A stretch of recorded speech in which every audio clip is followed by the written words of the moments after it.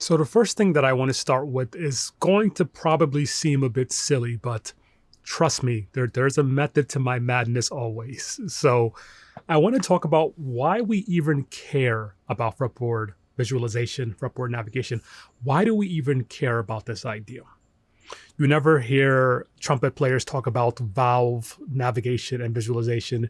You don't really hear piano players talk about, I don't know, piano visualization, right? And the reason we care about this is because the guitar is a very unique instrument. It's just this canvas of stuff that is hard to identify.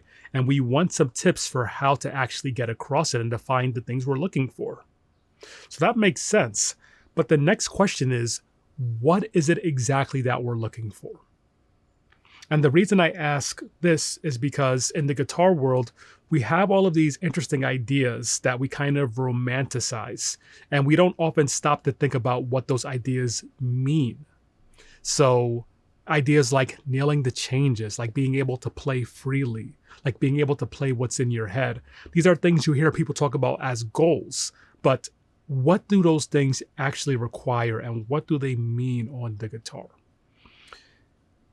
If we understand that, we'll understand the basic way we can learn fretboard visualization, the most effective way for our bass layer. And this is something that even a lot of professional guitar players don't have the ability to do.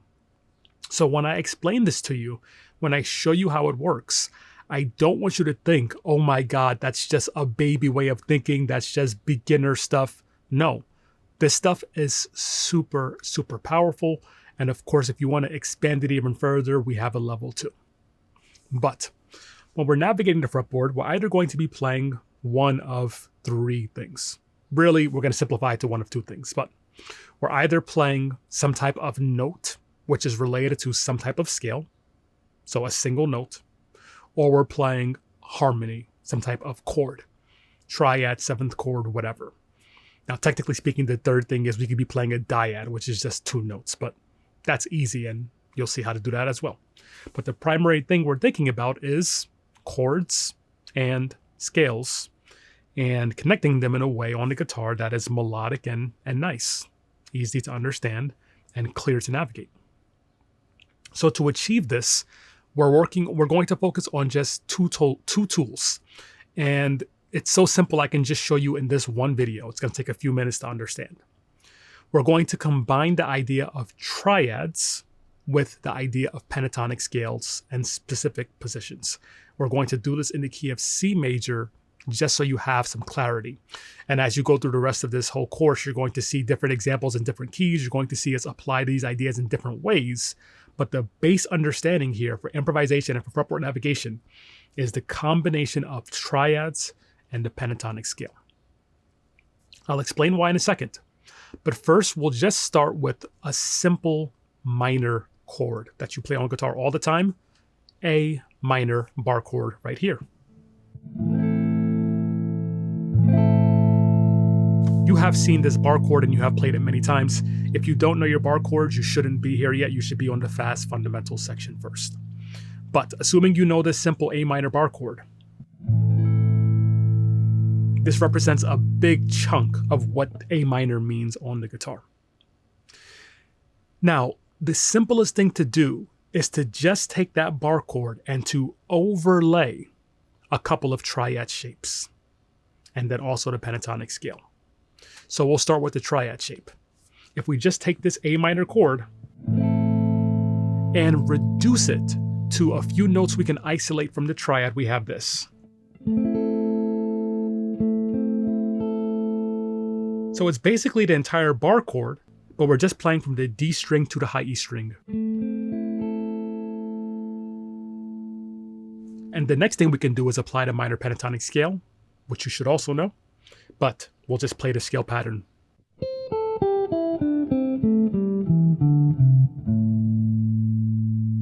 And we'll stop there for a second.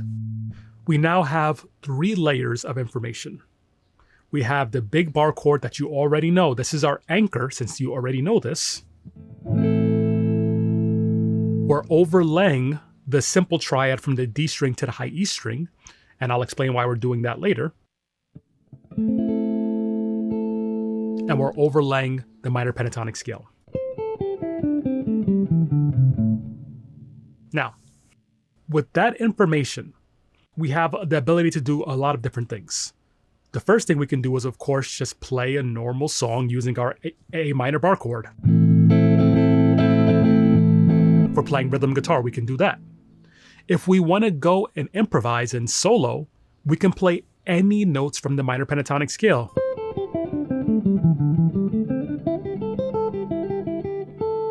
And any of those notes are going to sound good whenever we're playing anything in the key of A minor or any A minor chord.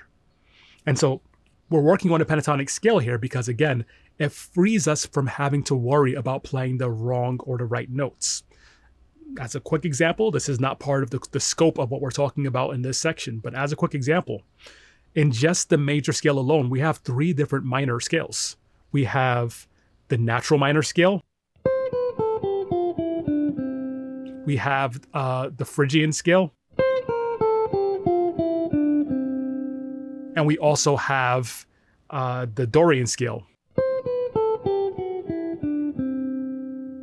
So sometimes, depending on what the context is, depending on what the song is, sometimes we have to play Dorian.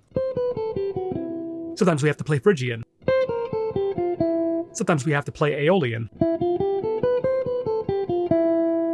Which means we have to constantly think about what mode is going to apply to that particular minor. This is all just for normal minor chords. We have to constantly think, all right, if I'm playing this minor chord, does it have to be Dorian? Does it have to be Phrygian? Does it have to be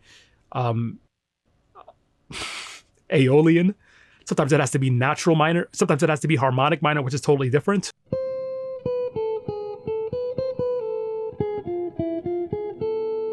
Sometimes it even has to be melodic minor, which is another minor scale.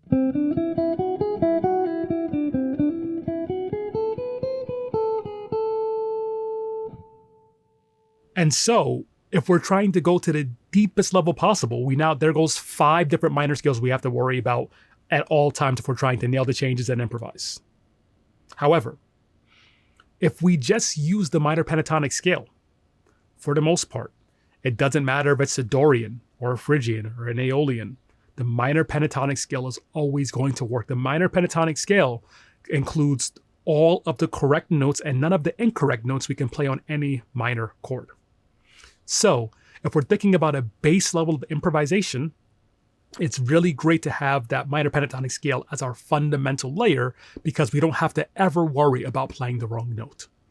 Okay, so that's why we have that minor pentatonic scale for adding melody and improvisation to our playing and navigating the fretboard. We can navigate without concern.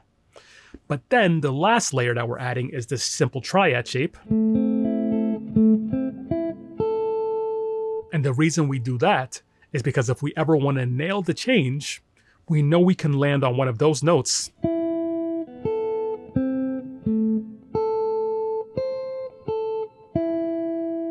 And we know we're always going to play a note that perfectly emphasizes the chord as we shift. So by combining the regular bar chord, the simple triad from the D string to the E string, and the pentatonic scale, we have the ability to play freely with the pentatonic scale, play rhythm guitar with the big bar chords, and nail the changes with the triad. And it's all very simple right underneath our fingers. So that's the process we're going to apply to all of our major chords and all of our minor chords. Let's just continue with the minor chords first, and then I'll get on to the major chords, and we'll talk about why that matters. All right. So all you have to do is learn your bar chord, which you know, and then always associate that bar chord. Whenever you see that bar chord in your brain, always also see this box of the minor pentatonic scale, and also always see this triad. And we can even throw in the high E string for the third right there.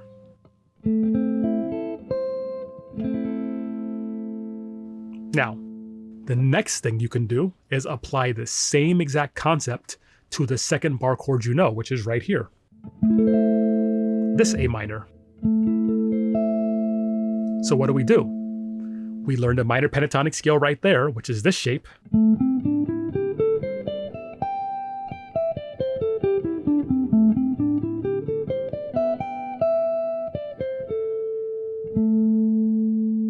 And then we also learn the triad, which is this shape right here. If you want to add in the D string, we have that. Now, this is really, really effective because with this particular minor pentatonic shape, if you notice, if you just look at from the high E string to the G string, we have this slanted finger position like this, where we go 12, 13, 14. And that's the triad. But that little ramp is also perfectly part of the pentatonic scale, as you can see.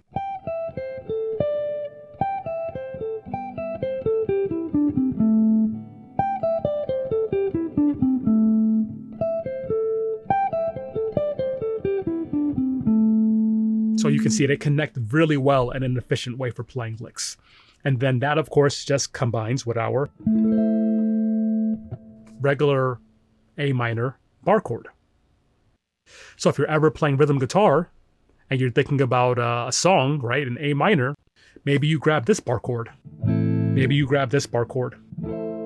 Both work really well, but now you also know if I want to go to playing single notes, I have my minor pentatonic scale.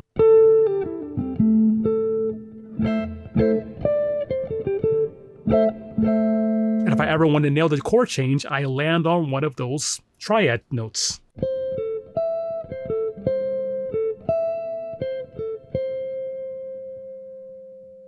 So the triad shapes give us the ability to nail the change. The rest of the pentatonic scale gives us the abilities to play any note with freedom, knowing it's going to sound correct and not wrong. And then we anchor it with our bar chords. Now, the beautiful thing about it is that this system is simpler than everything else. This is simpler than the cage method because we only have 3 shapes. Why? Because a triad only has 3 notes, which means there's only 3 inversions. So we have this one and this shape. We have this bar chord and this shape.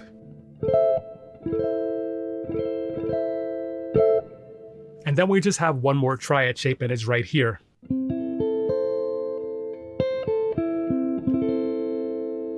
And it basically is in between the 2 bar chords. So bar chord 1, bar chord 2. In between them, we have this triad. Triad, triad, triad. Beautiful. Okay. Now, since we don't have a bar chord to connect with this triad, I have a different way to anchor this in a visual way. The first thing is to understand that this is the root note, of course. This is our A. How do we know? Our bar chord is here. The low E string A, high E string A, same exact notes. You should know that intervallically, a minor third looks like this. It's also just the second note of the pentatonic scale. And from that minor third, we have our next triad shape. So I hope you see that that connects in that way. All right. Now, there's a few things we could do. We could learn, and you should learn, the minor pentatonic scale as it relates to the shape as well. And that is this shape right here. That pattern. You should know that. However, what I find is that, and you'll see in a second, that pattern is the pattern 1 of our major pentatonic scale. And so sometimes, and even this triad right here, you're probably hearing this triad right now as a major chord instead of a minor chord, because it's also a C major 6 chord. So thinking about this in this way sounds more like C major than it does A minor. So instead of doing that, and let me just say this: if you're playing a song in the key of A minor, it will still sound like A minor. But to make things even simpler, so I don't have to worry about that confusion, instead of using that shape, I throw in this different arpeggio shape.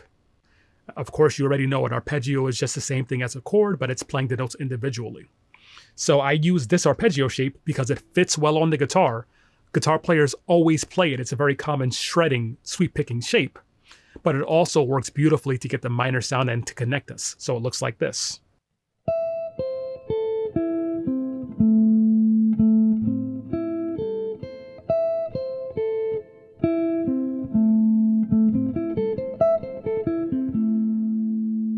So what you'll see is that this shape,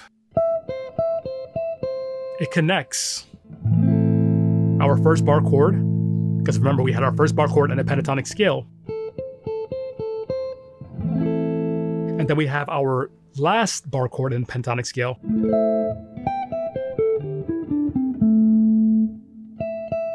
And it connects them.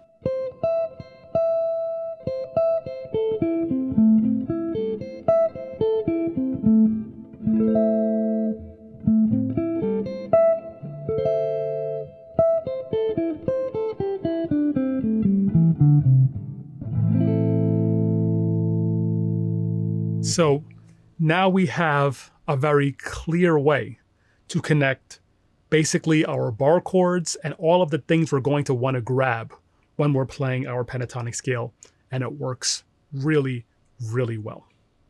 We were able to cover from here all the way up to here. And then, of course, if we continued, we just get back to the box one of the pentatonic again.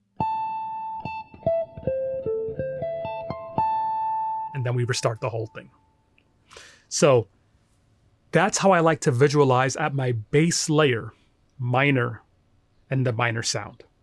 And so if I'm playing a song and it goes from A minor to D minor, when I go to D minor, I'm visualizing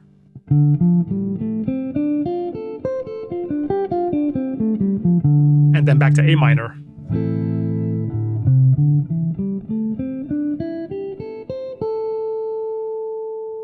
Right? And again, I'll show you some tricks with how to use this to nail the changes a bit later. Right now, we're just doing the really big overview of how this all works. And now that we know our minor, the only other chord we need to worry about is, for the most part, is our major chord. And so we're going to look at C major and our C major bar chords. Here's the first one. Same exact process. We learned this simple triad and our pentatonic scale. So whenever I see this, and I see this. Every single time. That's shape 1. Shape 2 is right here. Now you're going to notice something. Shape 2 is essentially overlaps perfectly with our minor pentatonic that we learned before.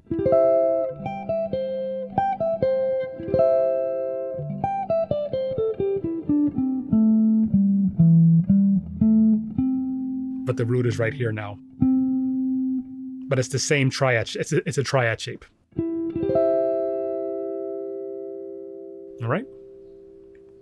Now, but this one, let me just show you this one cool thing. This one connects to this arpeggio right here.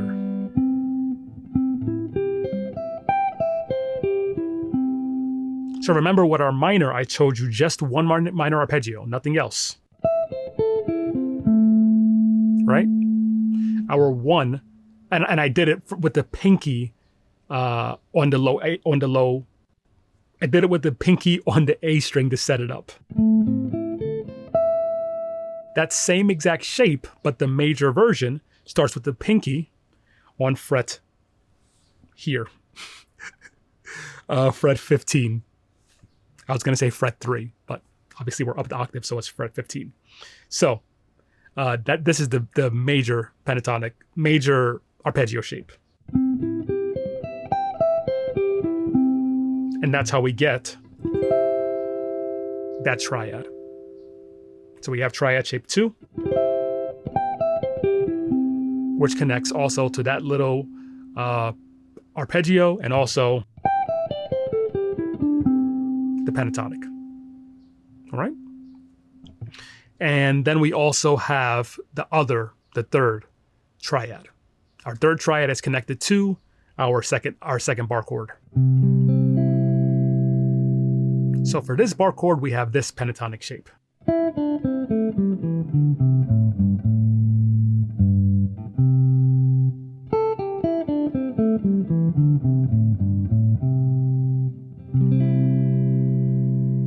And then in terms of the triad, we have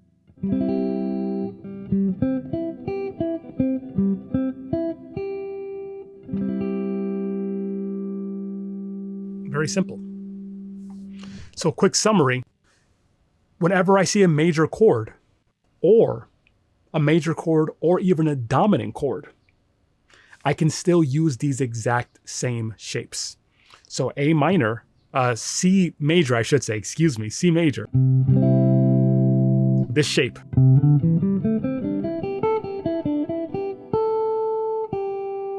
And to nail the changes, one of these notes. C major, C dominant, they both work. So with those few concepts, I now have the ability to navigate the fretboard, to nail the changes, and to play rhythm guitar for just about any song. It's just a matter of getting comfortable with connecting those different patterns together. And you should have already learned every box of your pentatonic scale. But as a refresher, what you're going to see is that these are going to create almost every single box of the pentatonic scale. So when you connect the major and the minor. So think about C major for a second. We have this box of the pentatonic scale.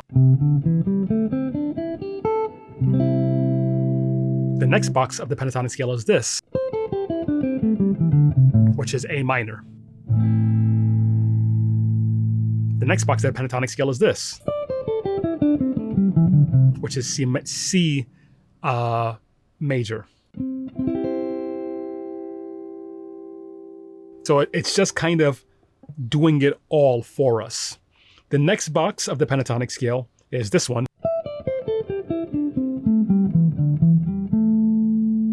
This one we're going to ignore for a second. It's the one that doesn't fit perfectly, but we'll just continue. The next one, C major, for the C major triad. We also have our A minor triad. And we have the same pentatonic box. And then we're back at C major again.